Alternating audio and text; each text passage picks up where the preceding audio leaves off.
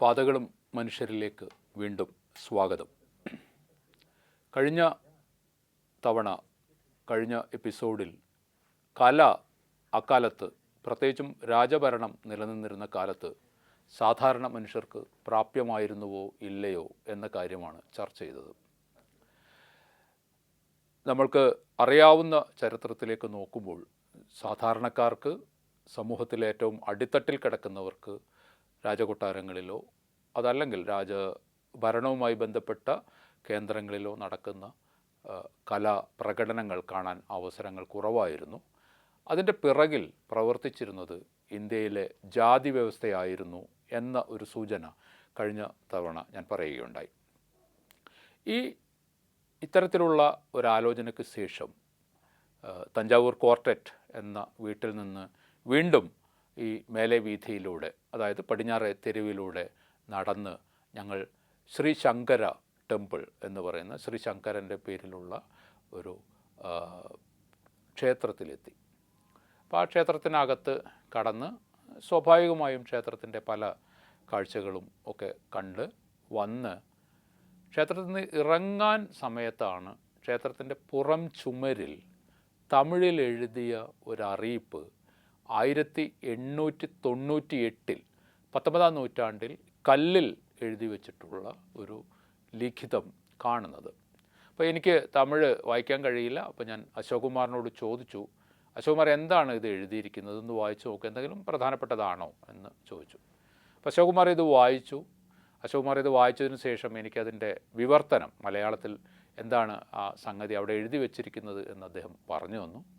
അദ്ദേഹം പറഞ്ഞതിൻ്റെ ചുരുക്കം ഇതാണ്: ഇവിടെ ഈ ക്ഷേത്രത്തിൽ 2 ജലസംഭരണികളുണ്ട്. കുടിവെള്ളത്തിനായി 2 ജലസംഭരണികളുണ്ട്.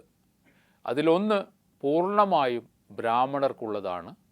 അതിൽ മറ്റാരും തൊടാൻ പാടില്ല, അല്ലെങ്കിൽ അതിൽ നിന്ന് മറ്റാരും വെള്ളം കുടിക്കാൻ പാടില്ല. ഇനി മറ്റൊരു സംഭരണിയുണ്ട്. അവിടെ നിന്ന് മനുഷ്യർക്കും മാടുകൾക്കും ഒരേപോലെ വെള്ളം കുടിക്കാം എന്നാണ് അവിടെ എഴുതി വച്ചിരിക്കുന്നത്. ഇത് ലംഘിക്കരുത്, ഇത് ലംഘിക്കുന്നത് ശിക്ഷാർഹമാണ് എന്ന് ധ്വനിപ്പിക്കുന്ന മട്ടിലുള്ള ഒരു വാചകം കൂടി ആ അറിയിപ്പിലുണ്ട്.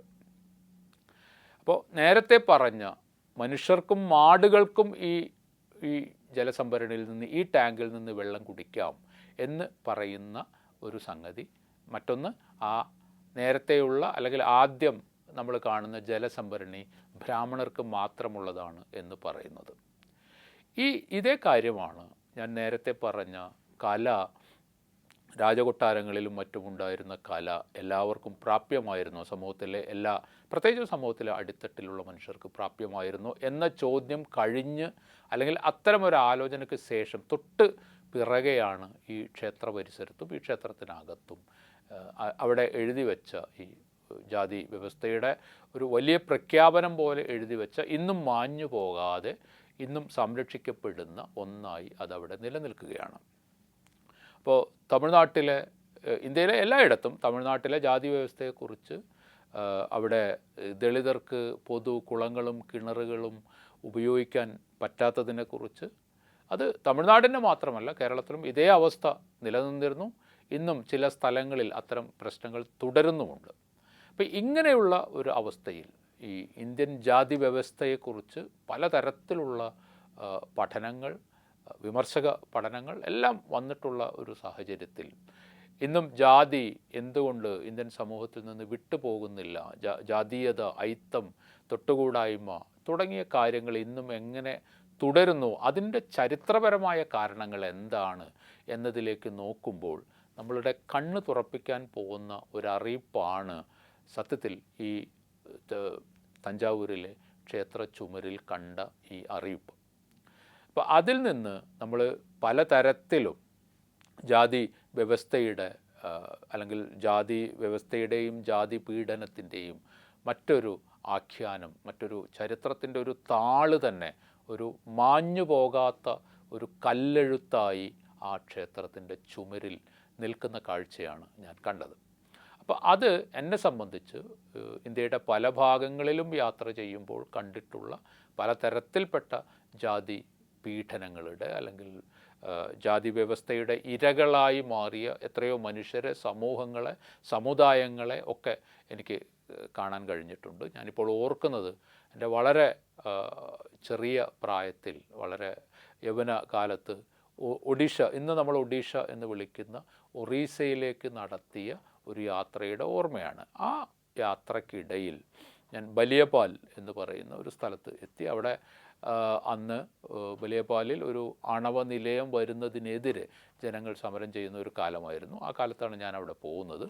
അത് 80കളുടെ മധ്യത്തിലോ അല്ലെങ്കിൽ 90കളുടെ തുടക്കത്തിലോ ആണ് ഞാനവിടെ പോകുന്നത്. അന്ന് ഞാനവിടെ കണ്ട ഒരു കാഴ്ച ഇന്നും പല നാടുകളിലൂടെ യാത്ര ചെയ്തും പല കാഴ്ചകളും കണ്ടെങ്കിലും ഇന്നും എൻ്റെ മനസ്സിൽ നിന്ന് മായാതെ നിൽക്കുന്ന ഒരനുഭവം എന്ന് പറയുന്നത് ബലിയപാലിലെ മത്സ്യ മാർക്കറ്റാണ്.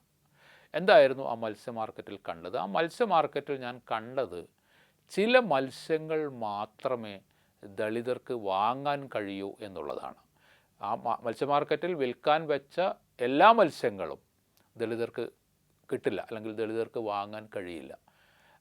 ദളിതർക്ക് കൊടുക്കാനുള്ള മത്സ്യം വേറൊന്നാണ്. അത് വില കുറഞ്ഞ, തരം താഴ്ന്ന എന്നൊക്കെ വേണമെങ്കിൽ പറയാവുന്ന മത്സ്യം മാത്രമേ ദളിതർക്ക് വാങ്ങാൻ പാടുള്ളൂ എന്ന ഒരു കാര്യം. പക്ഷേ ഇത് കടലിൽ നിന്ന് ഇത് പിടിച്ചു കൊണ്ടുവരുന്നത് ദളിതരാണ് എന്ന യാഥാർത്ഥ്യവും നിലനിൽക്കുകയാണ്.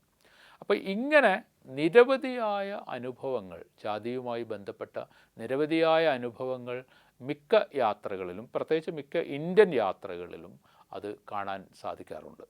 ഇപ്പോൾ വിദേശത്തേക്ക് പോകുമ്പോഴും ഈ ജാതിയുടെ ചില അനുഭവങ്ങൾ, അല്ലെങ്കിൽ ജാതി കൂടെ പോകുന്ന ചില അനുഭവങ്ങൾ പലരും പങ്കുവച്ചിട്ടുള്ളതാണ്. പല ഡയസ്പോറ പഠനങ്ങളിലും നമുക്കത് കാണാം. അപ്പം നമ്മൾ 21ാം നൂറ്റാണ്ടിൻ്റെ ആദ്യ പാദം പിന്നിടുന്ന സമയത്തും ജാതി വ്യവസ്ഥ, ഇന്ത്യയിലെ ജാതി വ്യവസ്ഥ, പ്രത്യേകിച്ചും ഇന്ന് രൂപപ്പെട്ടിട്ടുള്ള ഒരു ഇന്ത്യൻ രാഷ്ട്രീയ സാഹചര്യത്തിൽ ജാതി എങ്ങനെയാണ് പ്രവർത്തിക്കുന്നത് എന്നതിനെക്കുറിച്ച് പല യാത്രകളിലും പല അനുഭവങ്ങളും ഉണ്ടായിട്ടുണ്ട്.